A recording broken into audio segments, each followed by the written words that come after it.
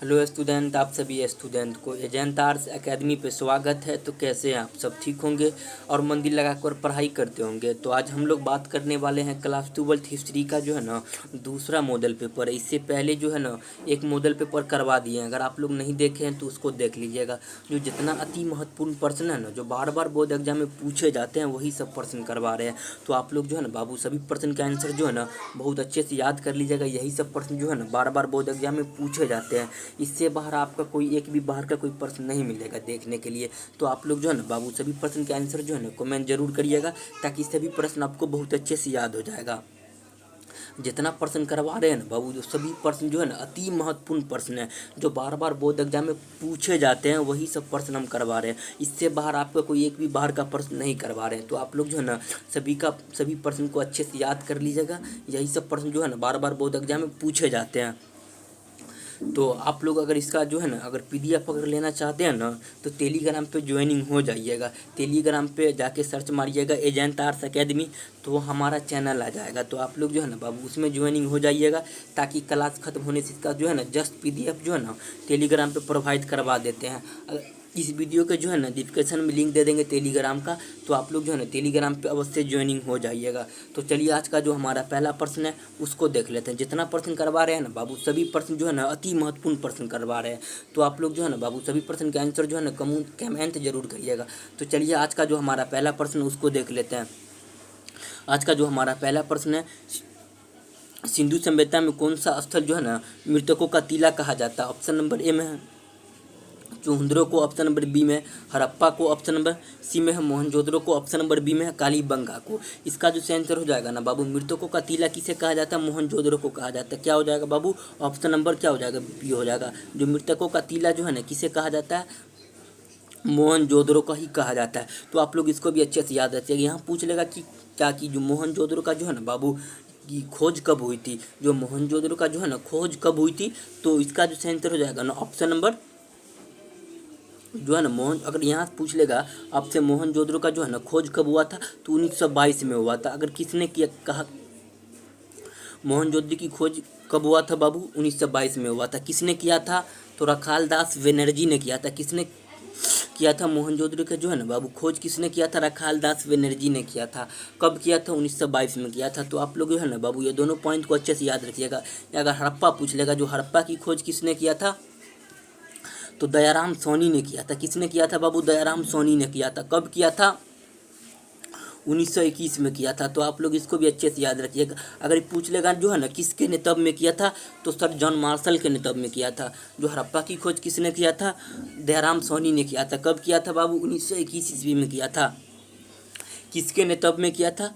तो surgeon martial के नेतृत्व में किया था। अगर पूछ लेगा आपसे कि मोहनजोदड़ो का जो है ना बाबू खोज किसने किया था, तो रखाल दास बनर्जी ने किया था। कब किया था? 1922 में किया था। किसके नेतृत्व में किया था? तो सर जॉन मार्शल के नेतृत्व में किया था। तो आप लोग जो है ये दोनों प्रश्न को अच्छे से याद रखिएगा बाबू। यही सब प्रश्न जो है ना बार बार बोर्ड एग्जाम में पूछे जाते हैं। इससे बाहर आपका कोई एक भी बाहर का प्रश्न नहीं मिलेगा देखने के लिए। तो आप लोग इसको भी अच्छे से याद रखिएगा। तो चलिए क्वेश्चन नंबर 2 को देख लेते हैं। क्वेश्चन नंबर 2 में क्या कि भारतीय पुरातत्व का पिता किसे कहा जाता है? ऑप्शन नंबर ए में है कनिंघम को, ऑप्शन नंबर बी में है जॉन मार्शल को, ऑप्शन नंबर बी में AR राव को, ऑप्शन नंबर डी में मार्टिन विलियर को। इसका जो आंसर हो जाएगा ना बाबू ऑप्शन नंबर ए हो जाएगा। जो भारतीय पुरातत्व का जो है ना पिता किसे कहा जाता है? Sir John Marshall. अगर पूछ लेगा आपसे जो है ना बाबू भारतीय पुरातत्व का पिता जो है ना जो पहले किसे कहा जाता है और बाद में किसे कहा जाता है, पहला अगर दूसरा अगर करके पूछ लेगा ना, जो अगर पहला अगर दूसरा नहीं पूछेगा, अगर डायरेक्ट पूछ लेगा कि भारतीय पुरातत्व का पिता किसे कहलाता है, तो वहाँ क्या हो जाएगा बाबू? कनिंघम हो जाएगा। क्या हो जाएगा? कनिंघम हो जाएगा। अगर आपसे अगर पूछ लेगा जो है ना भारतीय पुरातात्विक सर्वेक्षण का पहला डायरेक्टर जनरल कौन था, तो कनिंघम क्या हो जाएगा? कनिंघम हो जाएगा। अगर यहीं से पूछ लेगा जो है ना भारतीय पुरातात्विक सर्वेक्षण का जो है ना दूसरा डायरेक्टर जनरल कौन था, तो सर जॉन मार्शल था। तो आप लोग इसको भी अच्छे से याद कर लीजिएगा। पहला कौन था बाबू? वह कनिंघम था। दूसरा जो है ना सर जॉन मार्शल था। अगर आपसे यहाँ अगर पूछ लेगा जो है ना कि भारतीय पुरातात्विक सर्वेक्षण का पिता किसे कहा जाता है, तो अगर पहला अगर दूसरा ऑप्शन नहीं देगा, तो डायरेक्ट वहाँ कनिंघम हो जाएगा। क्या हो जाएगा? कनिंघम हो जाएगा। तो आप लोग इसको भी अच्छे से याद रखिएगा। तो चलिए क्वेश्चन नंबर 3 को देखते हैं। आप लोग जो है ना बाबू सभी प्रश्न का आंसर जो है ना कमेंट जरूर करिएगा। यही सब प्रश्न जो है ना बार बार बोर्ड एग्जाम में पूछे जाते हैं। तो चलिए क्वेश्चन नंबर 3 को देख लेते हैं। क्वेश्चन नंबर 3 में क्या है कि सिंधुवासी को किस धातु का ज्ञान नहीं था। ऑप्शन नंबर ए में है तांबा, ऑप्शन नंबर बी में लोहा, ऑप्शन नंबर सी में सोना, ऑप्शन नंबर डी में कांसा। जो सिंधु घाटी का जो है ना सभ्यता किस धातु का ज्ञान नहीं था, ऑप्शन नंबर बी हो जाएगा। उन लोग का जो है ना बाबू लोहे का ज्ञान नहीं था। किसका ज्ञान नहीं था, लोहे का ज्ञान नहीं था। जो सिंधु घाटी के जो लोग जो थे ना बाबू, वहाँ की जो सिंधु घाटी के जो वहाँ के लोग थे उसका लोहा के बारे में थोड़ा बहुत ही भी नहीं जानते थे। किसके बारे में नहीं जानते थे, लोहे के बारे में थोड़ा बहुत भी नहीं जानते थे। तो आप लोग इसको भी अच्छे से याद रखिएगा। तो चलिए क्वेश्चन नंबर 4 को देख लेते हैं। क्वेश्चन नंबर 4 को देख लेते हैं। क्वेश्चन नंबर 4 में क्या है कि सिंधु सभ्यता में जो नर्तकी की मूर्ति है जो है ना वो कहाँ से मिली है। ऑप्शन नंबर ए में मोहनजोदड़ो से, ऑप्शन नंबर बी में है कोट दीजी से, ऑप्शन नंबर सी में हड़प्पा से, ऑप्शन नंबर डी में राखी गद्दी से।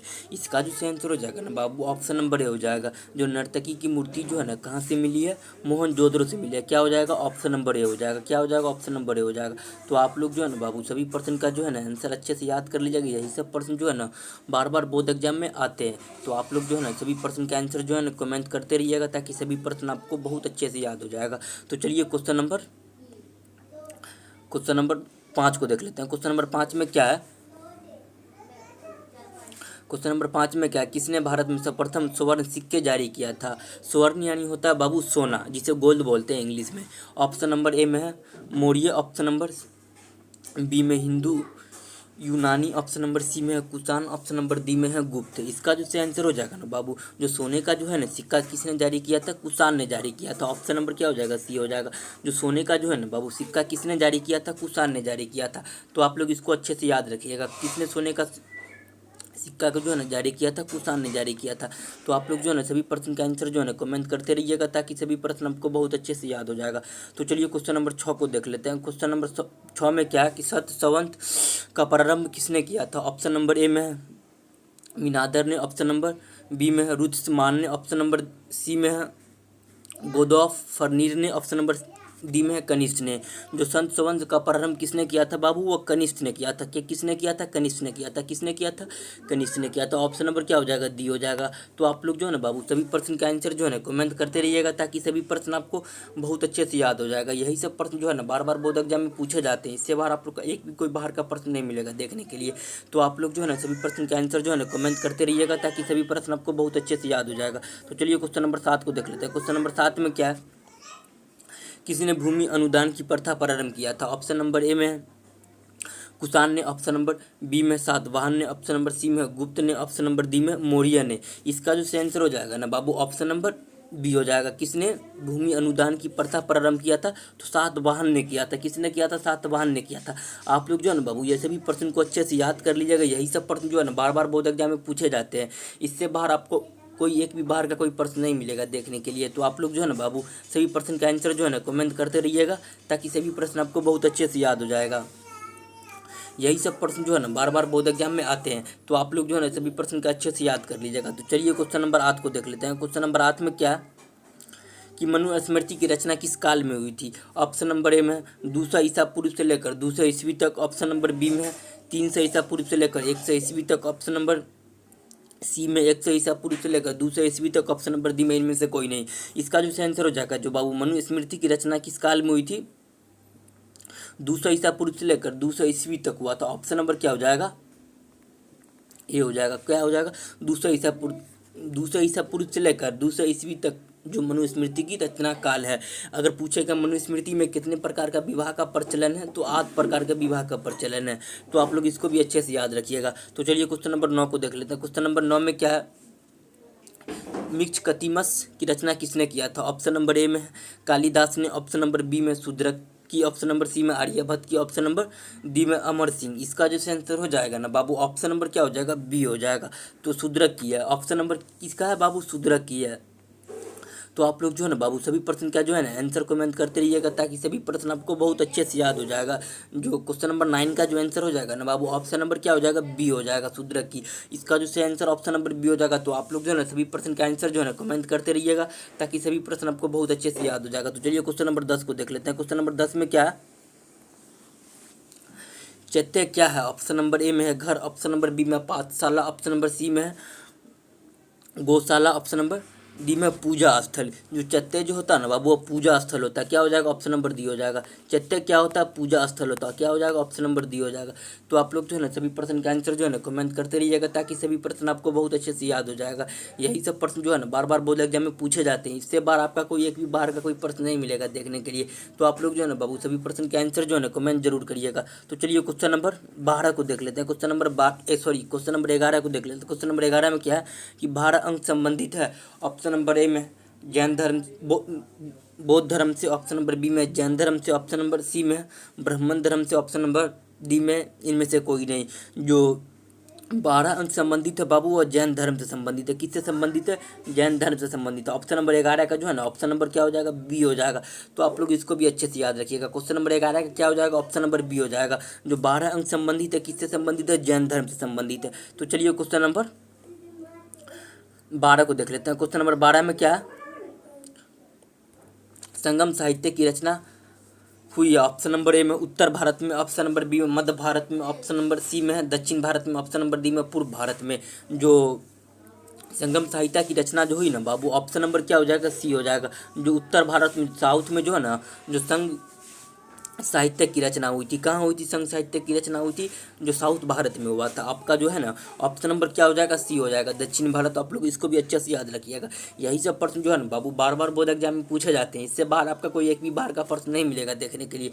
तो आप लोग जो है ना सभी प्रश्न का आंसर अच्छे से याद रखिएगा। तो चलिए क्वेश्चन नंबर 13 को देख लेते हैं। क्वेश्चन नंबर 13 में क्या है कि सातवाहनों का सबसे महान शासक कौन था। ऑप्शन नंबर ए में सीमुक, ऑप्शन नंबर बी में कृष्ण, ऑप्शन नंबर सी में गौतमी पुत्र सातकर्णी, ऑप्शन नंबर डी में सातकर्णी प्रथा।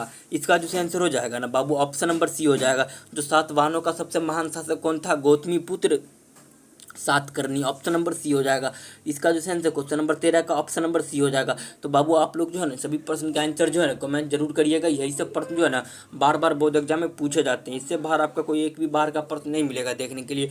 तो आप लोग जो है ना बाबू सभी प्रश्न के आंसर जो है ना कमेंट जरूर करिएगा। यही सब प्रश्न जो है ना बार बार बोर्ड एग्जाम में पूछे जाते हैं। तो चलिए क्वेश्चन नंबर 14 को देख लेते हैं। क्वेश्चन नंबर 14 में क्या है कि अकबरनामा की रचना किसने किया। ऑप्शन नंबर ए में अमीरो शुक्रो ने, ऑप्शन नंबर बी में अलविरोनी ने, ऑप्शन नंबर सी में इब्न बतूता ने, ऑप्शन नंबर डी में अबू फजल ने। जो अकबरनामा की रचना किसने किया था बाबू, अबू फजल ने किया था। ऑप्शन नंबर क्या हो जाएगा, ऑप्शन नंबर डी हो जाएगा। जो अकबरनामा की रचना किसने किया था बाबू, अबू फजल ने किया था, क्या हो जाएगा, तो ऑप्शन नंबर डी हो जाएगा।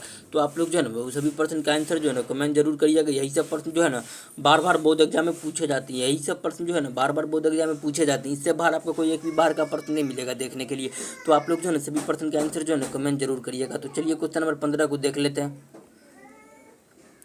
क्वेश्चन नंबर 15 में क्या है कि अकबर का वित्त मंत्री कौन था। ऑप्शन नंबर ए में बीरबल, ऑप्शन नंबर बी में मानसिंह, ऑप्शन नंबर सी में तोड़दरमल, ऑप्शन नंबर डी में अबू फजल। इसका जो आंसर हो जाएगा ना बाबू ऑप्शन नंबर सी हो जाएगा। जो अकबर का जो है ना वित्त मंत्री कौन था, तोड़दरमल था।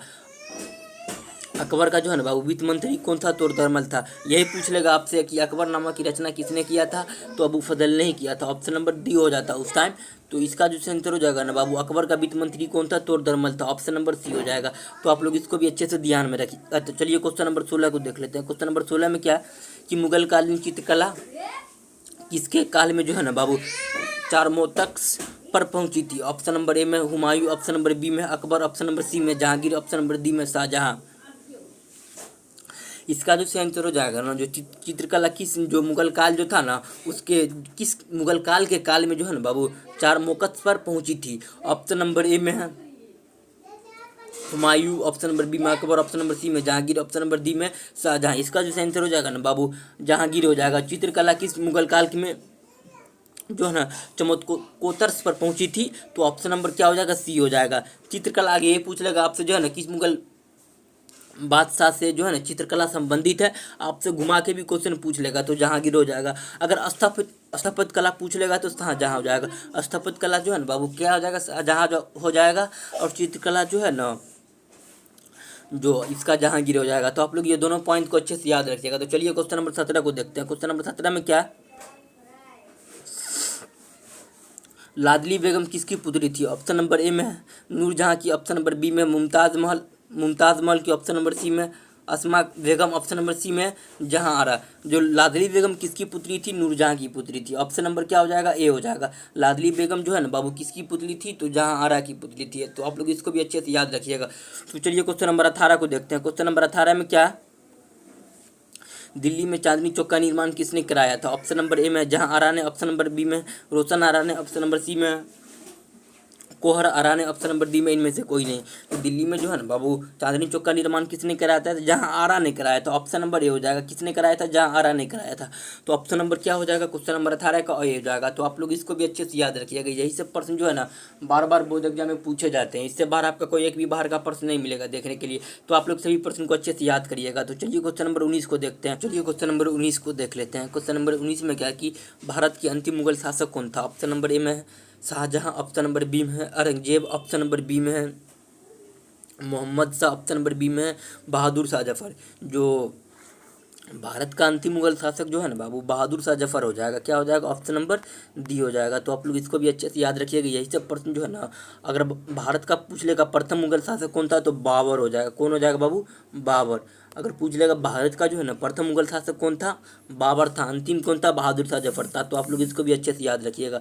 तो चलिए क्वेश्चन नंबर 20 को देख लेते हैं। आज का जो हमारा लास्ट प्रश्न जो है ना बाबू क्वेश्चन नंबर 20 ही है। तो आप लोग जो है ना इससे अगले वीडियो में जो है ना आपको हम आगे का प्रश्न जितना है करवा देंगे। तो आप लोग इसको भी अच्छे से याद रखिएगा। तो इसका क्वेश्चन नंबर 20 में क्या कि गोपुरम से आप क्या जानते हैं? ऑप्शन नंबर ए में मंदिर का प्रवेश द्वार, ऑप्शन नंबर बी में गाय का एक प्रकार, ऑप्शन नंबर बी में भूराज का एक प्रकार, ऑप्शन नंबर डी में नेतरिया का एक शैली है। जिसका जो सेंस हो जाएगा ना बाबू क्वेश्चन नंबर 20 का ऑप्शन नंबर हो जाएगा। गोपुरम का संबंध है किससे है? मंदिर का प्रवेश द्वार। क्या है? गोपुरम जो है ना बाबू वो क्या है? वो एक मंदिर का प्रवेश द्वार को बोलते हैं गोपुरम। तो आप लोग इसको भी अच्छे से याद रखिएगा बाबू। गोपुरम का जो है ना संबंध, अगर संबंध पूछ लेगा या आप गोपुरम से आप क्या समझते हैं तो इसका जो सही आंसर जो है ना गोपुरम को जो है ना मंदिर का प्रवेश द्वार बोलते हैं। तो क्या बोलते हैं? ऑप्शन नंबर क्वेश्चन नंबर 20 का ऑप्शन नंबर क्या हो जाएगा? ए हो जाएगा। तो आप लोग इसको भी अच्छे से याद रखिएगा। तो आज का जो हमारा लास्ट प्रश्न था क्वेश्चन नंबर 20% था। इसका जितना प्रश्न बच रहा है ना इससे अगले वीडियो में जो है ना वह करवा देंगे। तो आप लोग जो है ना बाबू सभी प्रश्न का आंसर जो है ना कमेंट जरूर करिएगा। यही सब प्रश्न जो है ना बार बार बोर्ड एग्जाम में पूछे जाते हैं। तो चलिए हम लोग फिर मिलते हैं नेक्स्ट क्लास में। तब तक के लिए जय हिंद जय भारत।